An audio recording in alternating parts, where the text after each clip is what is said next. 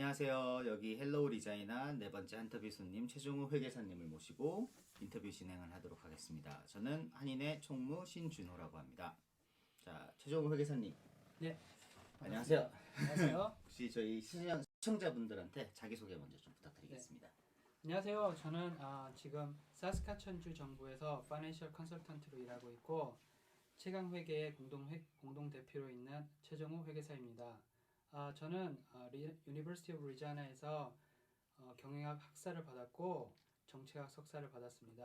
그리고 2018년도에 CPA 공인회계사를 땄습니다. 회계사의 역할에 대해서 간략하게 설명 좀 부탁드리겠습니다. 회계사의 역할은 개인이나 회사의 경영 상태를 상담해주고 그에 관련된 서류를 작성해주는 역할을 합니다. 그리고 세금 신고 및 세금 관련된 상담을 통해서 합법적으로 절세하는 법 그리고 납세하는 법에 대한 조언을 해주는 역할을 합니다. 그러면은 이제 저희가 한국에서랑은 다르게 한국에서는 연말정산이라고 해서 회사에서 다 해주잖아요. 네. 근데 우리 여기 리자이나 포함해서 캐나다에서는 이제 개개인이 다 연말정산을 하고 있는 실정인데 뭐 거기에 대해서 마감일이라던가 뭐 이런 게 있을까요? 캐나다는 한국과 다르게 개개인이 소득 신고를 해야 합니다. 그리고 개인 소득 신고는 매년 4월 30일까지 해야 되고 자영업자의 개인 소득 신고는 6월 15일까지 신고하셔야 됩니다. 그러나 개인 소득 신고나 자영업자의 소득 신고는 납세의 마감일은 매년 4월 30일까지니 기억해 주시기 바랍니다. 그리고 신고를 늦게 했을 때 또한 벌금이 있으니 이 점도 유의해 주시기 바랍니다. 그럼 그 현실적으로 4월 30일이라는 기준이 컴퓨터 프로그램을 사용해 가지고 신고를 하는 거는 뭐 4월 30일 이전까지 12시 이전까지만 하면 되는 건데 우편을 통해서 하는 경우 메일링을 4월 30일 딱 당일에 하면은 괜찮은 건가요? 도착은 그 이후에 할 텐데 실질적으로. 네, 정확하게는 그거는 말씀드리면 그 서류 우편으로 보내는 서류가 스탬프가 4월 30일 날 찍히면 바로 신고가 처리됩니다. 네, 알겠습니다. 자, 그러면은 우리가 이제 소득세가 제일 뭐 우리한테는 제일 민감한 문제잖아요. 뭐 물론 자영업자를 하시는 분들도 많지만은 대부분의 사람은 이제 월급을 받고 생활을 하기 때문에 여기서 이제 세금 최대 세율에 관해서 좀 설명 좀 해주세요. 네.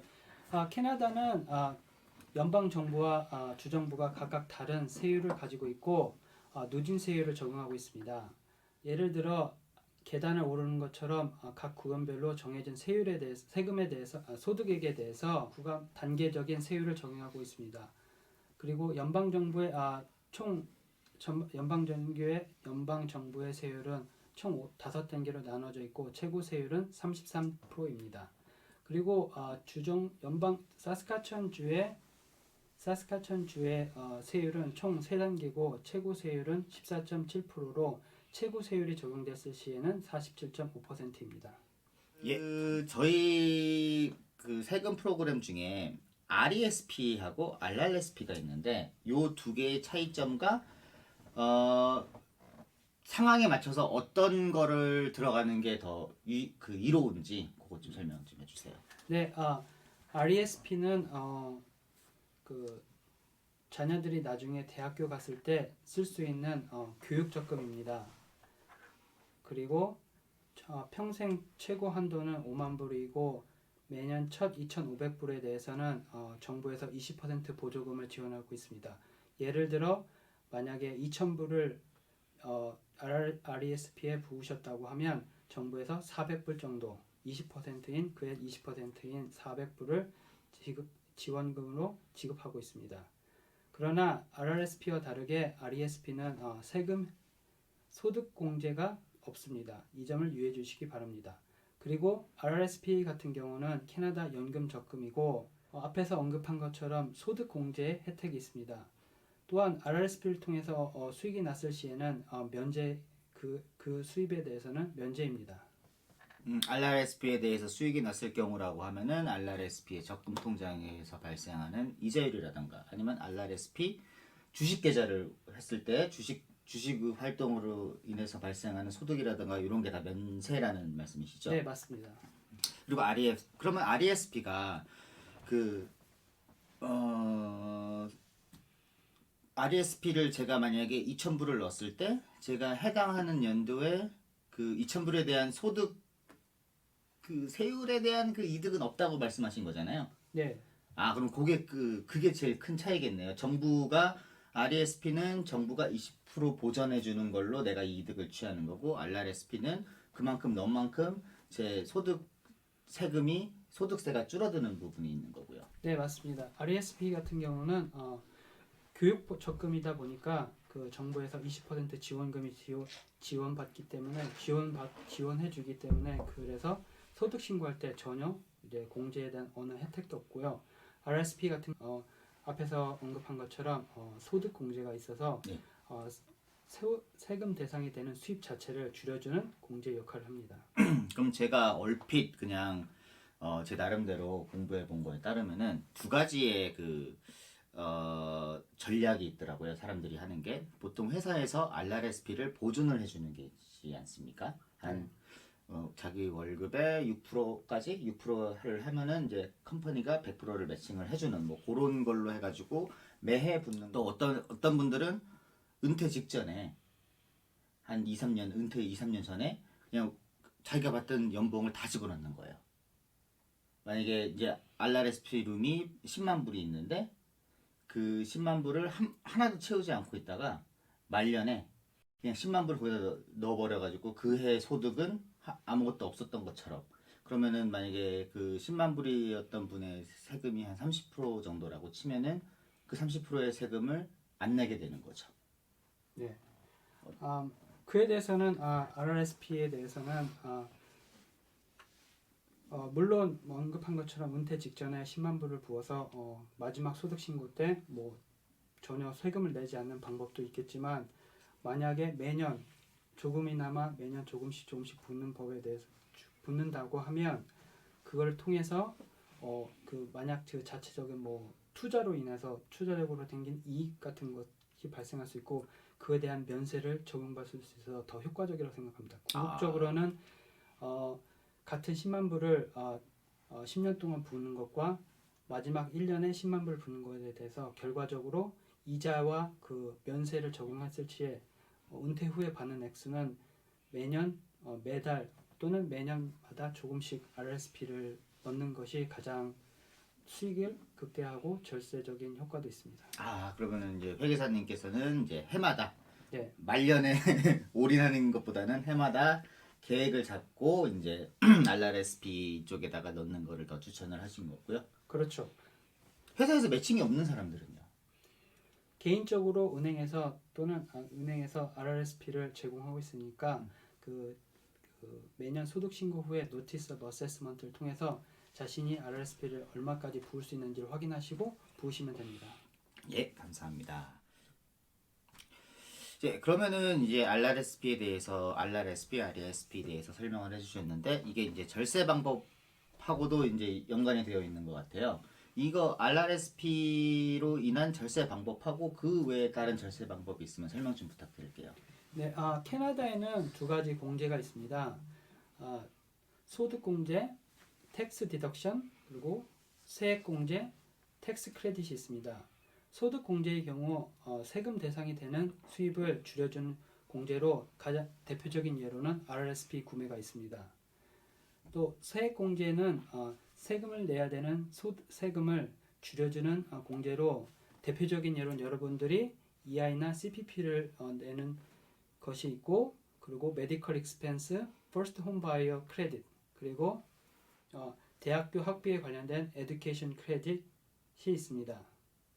그리고 가장 효과적인 절세 방법은 소득 공제를 높이는 방법으로 세금 대상이 되는 수입을 줄여주는 것이 가장 효과적입니다. 그래서 네, 혹시 그 최정호 회계사님이 저희 그 헬로우 리자이나 시청자분들한테 소개해주고 싶은 뭐 절세 꿀팁 있으면 좀 설명 네, 부탁드릴게요. 앞서 언급한 것처럼 소득 공제인 RRSP 구매하는 게 가장 효과적인 방법입니다. 그리고 두 번째로는 요새 많은 사람들이 집을 장만하기 때문에 첫 집 구매에 대해서는 First Home Buyer 크레딧이 있으니까 그 점을 유념해 주십시오. 그리고 만약에 또 사스카추안주로 이사 올 시에 또는 새로운 직장으로 이사 갔을 시에 그 대한 이사 비용에 대해서도 소득 세액 공제를 적용할 수 있으니 이 점 유의하기 바랍니다. 조금만 추가해서 first home buyer 그 크레딧이라는 게 뭔가요? 네, 캐나다에서는 첫 장만한 집에 대해서 세액 혜택을 주고 그 혜택 이름이 바로 First Home Buyer Credit이고 최대 집산 가격의 5,000불까지를 크레딧으로 주고 실질적으로 환급받을 수 있는 크레딧은 최대 750불입니다. 예, 감사합니다. 그리고 이제 또 많은 이민자분들이 궁금해하실 한국 자산이 있을 경우에 이거를 이제 캐나다 국세청에 신고를 해야 되냐 말아야 되냐? 네. 그거에 대해서는 캐나다 달러로 10만 불 이상에 대한 해외 자산이 있을 시에는 소득 신고 때 해외 자산 신고를 같이 해야 됩니다. 미신고 시에 상황에 따라 다르지만 누락된 자산의 최고 5%까지 벌금으로 적용될 수도 있으니 해외 자산을 가지고 있으신 분은 회계사와 상담을 통해서 소득 신고하는 것을 추천드립니다. 애매한 부분이 있어요. 이게 무슨 모든 이민자분들이 그 해 첫 1월 달에 딱 이민 딱 도착하는 게 아니잖아요. 뭐 애매하게 뭐 10월 달, 11월 달 이때 도착을 하셨어요. 그런데 그 전에 수입이 있었던 부분을 CRA에 신고를 해야 되는지 말아야 되는지에 관해서 이제 약간 좀 많이 헷갈리시는 부분이 있거든요. 거기에 대해서 설명을 좀 부탁드립니다. 해외 자산 신고는 첫 이민 오신 분은 첫 해에 대해서는 소득 신고를 안 하셔도 되고 그러나 두 번째 해부터는 새로운 이민자가 아니시기 때문에 다른 캐나다 그 거주자처럼 똑같이 소득 신고를 하시고 해외 자산 신고도 해야 합니다. 보면은 만약에 제가 이제 캐나다에서 상주를 하고 있더라도 이제 뭐 해외 회사하고 프리랜싱 컨트랙트를 맺어서 이제 수익을 발생을 하게 되고 제가 그 수익을 캐나다 계좌로 받든지 아니면 한국에 있는 계좌로 받든지 거기에 대해 발생하는 수입에 대한 그 세금 신고의 의무는 있는 거죠, 확실하게? 네.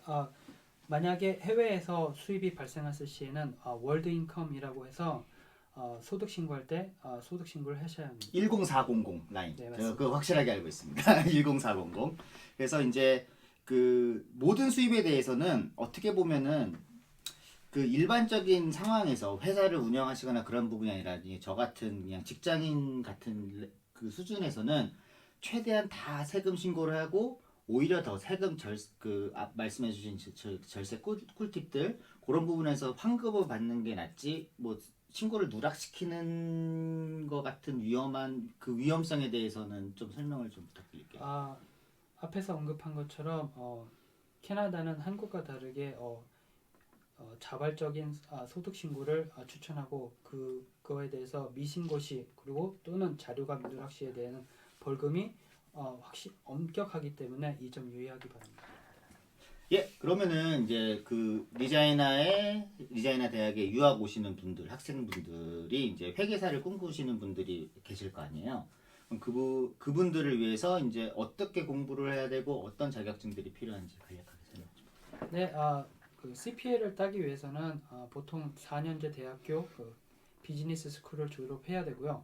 그 이후에 CPA 스쿨에서 2년 동안 수업과 동시에 2년의 워킹 익스피리언스가 필요합니다. 그러면은 그분들이 이제 그거를 졸업을 하고 학사를 졸업을 하고 비즈니스 스쿨 우리 여기 유오바는 힐스 비즈니스 네, 맞습니다. 이렇게 되나요? 뭐 그거를 졸업을 하시고 이제 뭐 그 인턴 생활을 하시고 하는데 굳이 CPA를 따야 되는 이유가 있나요? CPA를 따고 안 따고의 큰 차이점은 어떤 회사를 차렸을 때 자기 스스로 어떤 다른 사람들 얘기했을 때 공식적으로 회계사라고 말씀을 불릴 수 있는 자격 조건을 되기 위해서는 CPA 자격증이 필요합니다.